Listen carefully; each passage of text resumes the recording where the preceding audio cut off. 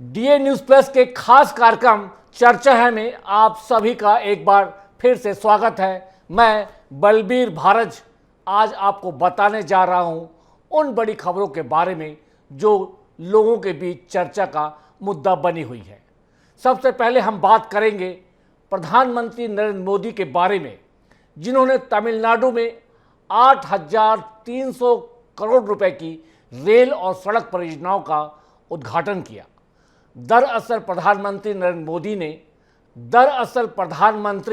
नरेंद्र मोदी ने रामनवमी के मौके पर तमिलनाडु में 8,300 करोड़ रुपए की रेल और सड़क परियोजनाओं का उद्घाटन किया। इनमें पम्बन ब्रिज, नई ट्रेन सेवाएं और रामेश्वरम से चेन्नई तक बेहतर कनेक्टिविटी शामिल है। पम्बन ब्रिज एशिया का पहला वर्टिकल लिफ्ट रेलवे समुद्र पुल होगा, जो आधुनिक इंजीनियरिंग का अद्भुत नमूना है।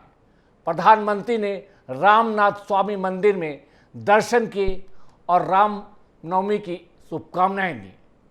इस दौरान उन्होंने कहा कि भगवान श्री राम का जीवन और उनके शासन से मिलने वाली सुशासन की प्रेरणा राष्ट्र निर्माण का बड़ा आधार है। भाषा विवाद के संदर्भ में प्रधानमंत्री ने तमिलनाडु के मुख्यमंत्री M.K. स्टालिन पर टिप्पणी करते हुए कहा कि तमिल भाषा पर गर्व करने वाले नेताओं को तमिल में हस्ताक्षर करना चाहिए। उन्होंने तमिल भाषा और विरासत को दुनिया भर में पहुंचाने के लिए सरकार की प्रतिबद्धता भी जताई। प्रधानमंत्री ने भारत की तेज आर्थिक प्रगति का जिक्र करते हुए बताया कि पिछले 10 वर्षों में देश की अर्थव्यवस्था का आकार 2 गुना हो गया है। उन्होंने कहा कि इस विकास का एक बड़ा कारण आधुनिक इंफ्रास्ट्रक्चर है, जिसमें रेल, सड़क, एयरपोर्ट, बिजली और गैस पाइपलाइन जैसी क्षेत्रों में भारी निवेश हुआ है। रामेश्वरम जैसे ऐतिहासिक नगर को 21वीं सदी की इंजीनियरिंग से जोड़ने पर भी प्रधानमंत्री ने खुशी जताई। उन्होंने चिनाब ब्रिज, अटल सेतु और बोगीबिल ब्रिज जैसे मेगा प्रोजेक्ट्स का उल्लेख करते हुए भारत के विकास और इंजीनियरिंग क्षमता की सराहना की। तमिलनाडु की प्रगति पर बात करते हुए उन्होंने कहा कि केंद्र सरकार ने राज्य को पहले से 3 गुना अधिक फंड मुहैया कराए हैं, जिससे तमिलनाडु आज औद्योगिक केंद्र में अग्रणी बना हुआ है। प्रधानमंत्री ने स्पष्ट किया कि आने वाले टाइम में हम सभी प्रदेशों में जो एक 2048 का विकास मॉडल है, उसको लेकर हम हर प्रदेश में ऐसे बड़े बड़े इंफ्रास्ट्रक्चर और देश को आगे ले जाने वाले कार्यों पर, औद्योगिक धंधों पर, विकास पर, सब पर ध्यान देने वाले हैं, ताकि हम बता सके कि आने वाले समय में भारत एक विकसित देश के रूप में पूरी दुनिया के सामने अपना सिक्का जमा पाए और दुनिया देखे कि भारत ने कैसे तरक्की की है। अगली जो बड़ी खबर है वो टैरिफ को लेकर है। जी हां, हम आपको बता दें कि अमेरिका के टैरिफ से भारत को ज़्यादा चिंता करने की ज़रूरत नहीं है।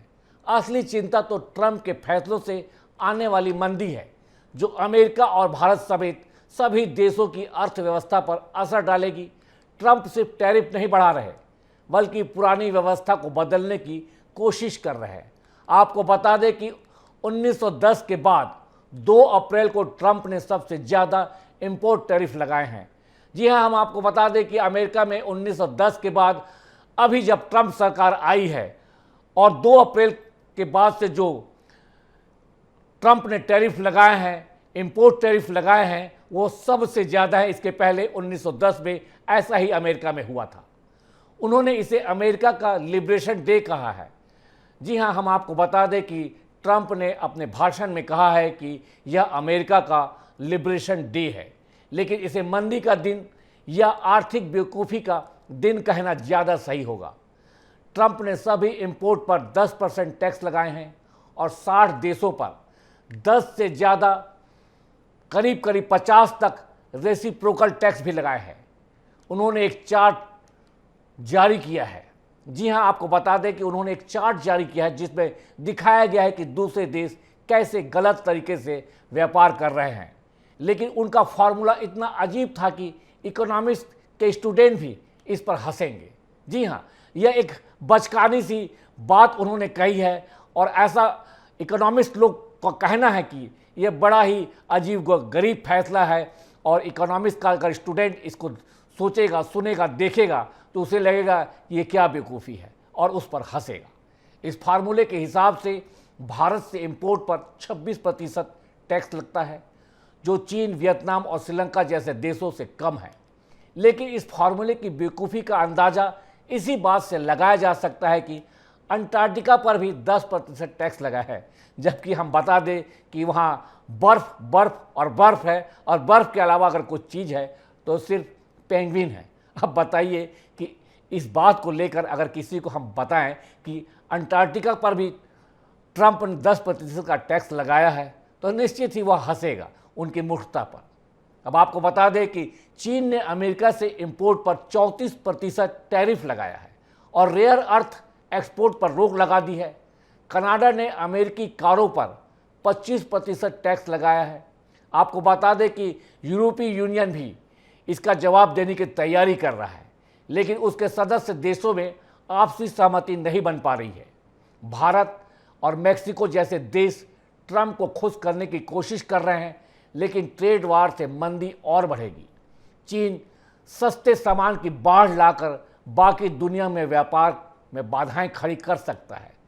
ट्रंप सोचते हैं कि उनका लिबरेशन डे इतिहास में उन्हें अमर कर देगा, लेकिन शायद यह उनकी सबसे बड़ी गलती है या उनकी सबसे बड़ी बेवकूफ़ाना हरकत है कि लोग उन्हें ऐसा याद करेंगे, क्योंकि इकोनॉमिक्स के जो लोग हैं वह उनकी टैरिफ को लेकर जो उन्होंने बयान दिया है, जो चार्ट पेश किया है, उसको लेकर अभी से हंस रहे हैं कि ये क्या बेवकूफ़ी है।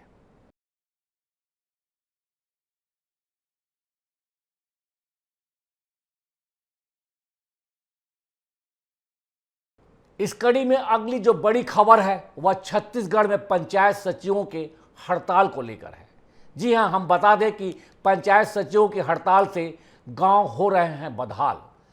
बिल्कुल हम सही कह रहे हैं आपको कि चुनाव हो चुके हैं, पंच सरपंच जीत कर आ चुके हैं, लेकिन गांव में विकास के कार्य, जरूरी मूलभूत के कार्य ठप पड़ चुके हैं और यह सब हो रहा है सिर्फ पंचायत सचिवों की हड़ताल के बाद। जी हाँ, पंचायत सचिवों ने हड़ताल शुरू कर दी है और चुनाव के बाद उन्हें जब अपने सरपंचों को, पंचों को गांव की स्थिति के बारे में बताना होता है, उन्हें एक रोड मैप, जो कागज़ होते हैं, जो लेन देन किए जाते हैं प्रशासन और शासन के बीच विकास को लेकर और अन्य बातों को लेकर, वह सब उनकी अलमारियों में बंद है। अब आपको बता दें कि छत्तीसगढ़ में पंचायत सचिवों की हड़ताल 18 मार्च से चल रही है। करीब 20 दिनों से लगातार जारी इस हड़ताल की शुरुआत 17 मार्च को पंचायत सचिवों ने विधानसभा का घेराव कर किया था। सचिव संघ का कहना है कि 2023-24 के विधानसभा चुनाव में मोदी की गारंटी के तहत पंचायत सचिवों के शासकीकरण का वादा किया गया था और इस वादे को 7 जुलाई 2024 को रायपुर में मुख्यमंत्री और अन्य नेताओं ने दोहराया था कि प्रदेश में सरकार बनने के 100 दिन के भीतर पंचायत सचिवों के शासकीकरण की मांग को पूरी कर दी जाएगी। पर अफसोस 400 से ज़्यादा दिन बीत चुके हैं छत्तीसगढ़ में भाजपा की सरकार को बने हुए, पर पंचायत सचिवों की कहीं कोई सुनवाई नहीं हो रही है। यहाँ आपको बता दें कि पंचायत सचिव का पद करीब 30 साल पहले बेरोजगार युवाओं को रोजगार देने के नाम पर गठित किया गया था। मुख्यमंत्री की पहल पर इस मुद्दे पर 16 जुलाई को पंचायत और ग्रामीण विकास विभाग ने एक कमेटी का गठन किया, जिसमें 30 दिन के भीतर रिपोर्ट देने का आदेश दिया था।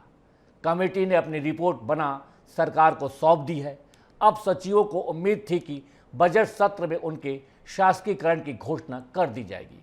खासकर 1995 से काम कर रहे सचिवों के शासकीकरण की उन्हें उम्मीद तो थी ही, लेकिन शासकीकरण की घोषणा नहीं की गई।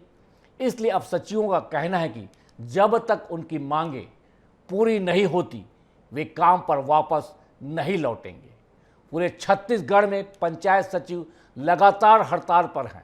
इस हड़ताल से पूरे छत्तीसगढ़ के गांव में समस्या खड़ी हो रही है। गांव के मूलभूत कामों को करने में रुकावटें आ रही हैं क्योंकि सचिव हड़ताल पर हैं और उन्होंने नवनिर्वाचित सरपंचों को कार्यभार नहीं सौंपा है।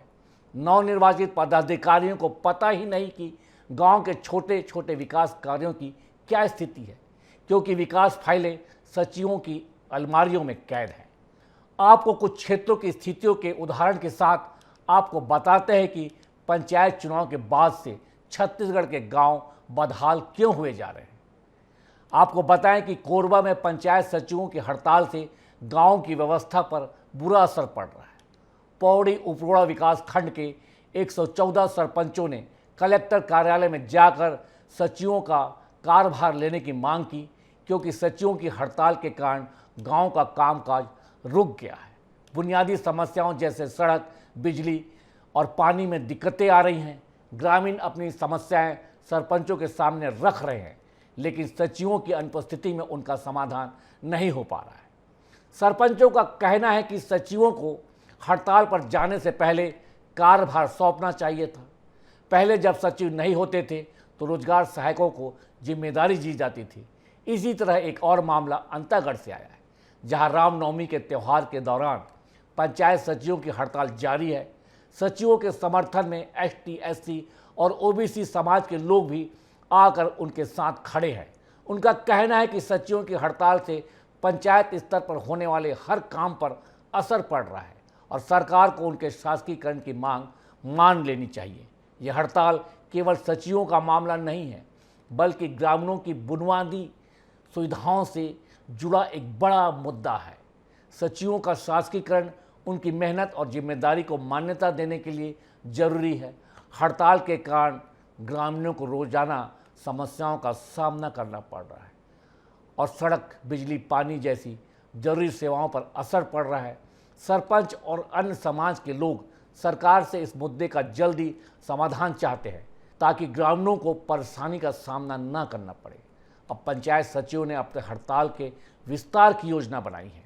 हम आपको बता दें, इस योजना में 2 अप्रैल से अनिश्चितकालीन धरना प्रदर्शन जो अब भी लगातार जारी है, 7 अप्रैल को जिला मुख्यालय में रैली, 8 अप्रैल को ब्लॉक मुख्यालय में विरोध प्रदर्शन, 9 अप्रैल को रामायण का पाठ, 10 अप्रैल को महावीर जयंती की मान्यता के साथ हड़ताल जारी, 11 अप्रैल को क्रमिक भूख हड़ताल का ऐलान किया गया है। इसके बाद हनुमान जयंती पर हनुमान चालीसा पाठ, 14 अप्रैल को डॉक्टर भीमराव अंबेडकर जयंती पर हड़ताल स्तर पर कार्यक्रम रखा गया है। इसके साथ ही 24 अप्रैल को पंचायती राज दिवस पर दिल्ली रवाना होने की योजना है और 30 अप्रैल को जंतर मंतर दिल्ली में हड़ताल का आयोजन किया जाएगा। यह हड़ताल एक गंभीर सवाल खड़ा करती है कि सरकार अपने वादे को निभाएगी और पंचायत सचिवों के शासकीकरण की प्रक्रिया को तेज करेगी। यह सवालिया निशान सरकार पर है। यह सिर्फ पंचायत सचिवों का मामला नहीं है, बल्कि यह लाखों ग्रामीणों की जिंदगी से जुड़ा है। इसलिए सरकार को इस मामले में जल्दी फैसला लेना चाहिए ताकि सचिवों की हड़ताल खत्म हो और ग्रामीणों को राहत मिल सके। गांव के जो विकास कार्य रुके हुए हैं, जो फाइलों में कैद है, उनसे उनको आज़ादी मिले ताकि सड़कों पर विकास के कार्य दिखें, घरों में पानी पहुँचे और भी अनेक तरह की समस्याएं होती गांव में, उन सब को एक रास्ता मिले ताकि से उन पर काम हो सके। इसी तरह जन सरोकार और जिन खबरों के बारे में आपको जानना जरूरी है, ऐसे मुद्दे हम अपने खास कार्यक्रम चर्चा में आपको दिखाते रहेंगे। आज की चर्चा में बस इतना ही। कल फिर किसी खास मुद्दे के साथ हम फिर आपके सामने पेश होंगे। तब तक के लिए दीजिए इजाज़त। नमस्कार, शब्बा खैर, शुभ रात्रि।